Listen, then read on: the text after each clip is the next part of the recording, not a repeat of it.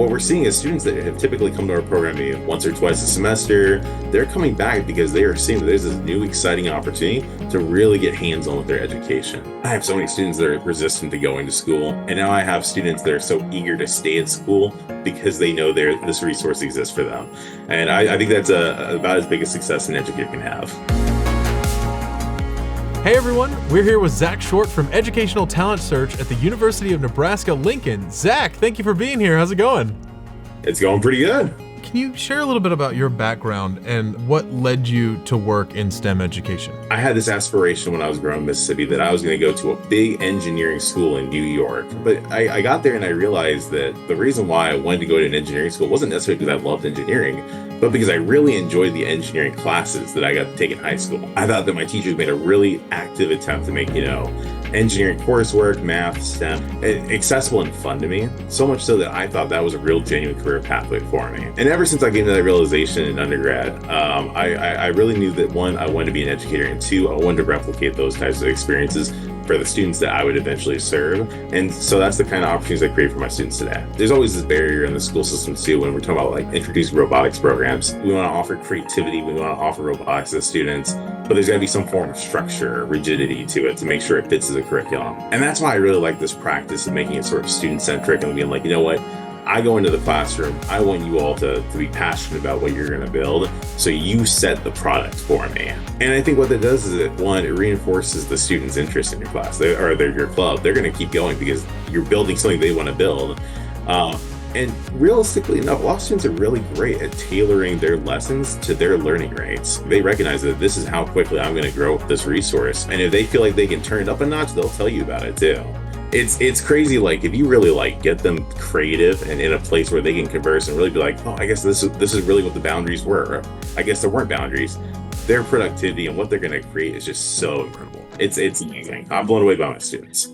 Can you tell us about the TRIO Talent Search program in Nebraska? When I came to the University of Nebraska-Lincoln to do my PhD program, I saw there was an opportunity to get involved in one of their federal programs, the TRIO programs. These are some cool academic programs designed to offer support for first-generation and low-income students. Our goal is really to get them not only into a post-secondary institution, but to also have the skills and the knowledge to be successful once they get there. Regardless if they're looking at community college or a four-year college, we want students to really feel like they're making confident choices about where they want to go for their post-secondary studies and know that there's a career that's suitable for them following up. And a large way we look to do this is through Bex Robotics. For some time now, we've been doing a lot of after-school programming to support our students. And what this typically means is for an hour and a half every day after school, or every day at one of our target schools, they get the opportunity to interact with robotics. Now, some schools will really set, concrete goals of what they want to build, but ultimately we want to create a space where students, they pick whatever their relationship with robotics is and know that the resources and the educators are there to support them in becoming more familiar with those resources. And that's really the opportunity we're trying to afford the students is, if they want to take these opportunities to learn, they're there. And I mean, we have students that do, say, track and field, they do football, and they're very dedicated to their sport, and I think they should be, but they are recognizing that they want to enter an engineering pathway or something related to STEM,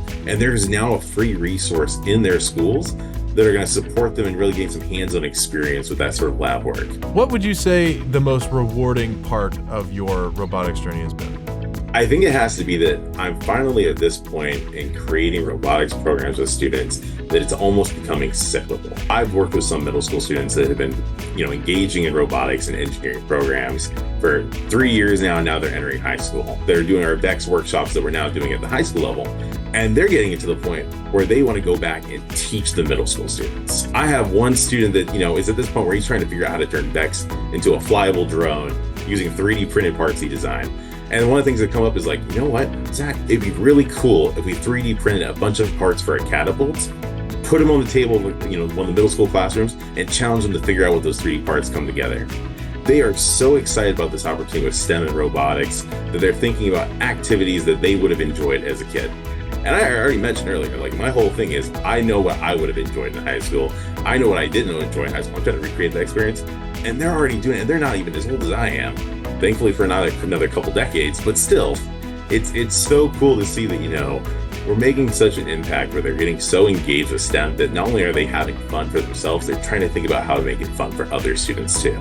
And I think that's the biggest possible success when you have a program like this, where students are supporting each other and becoming enriched with academics. Absolutely. And, a big part of VEX is mentoring, right? And 100%. it is not the first time I've heard of students going for 4 or 5 years in robotics and then going back and mentoring the younger students who are just kind of starting out. It's meeting them where they're at that becomes such an explosive learning experience, right? Right, 100%. VEX has really been transformative for some of these students. And that student that I'm talking, is wanting to go back and support middle school students and create curriculum for them. Up until maybe 2 years ago, even though they were going to every single, robotic session they were having, this student probably said like 5 words to me in total. But now I go into these workshops where we do VEX after school, in our club setting, and they can't stop talking. And I'm not complaining about it, but I gotta go home at 5 o'clock. I gotta go see my partner at some point.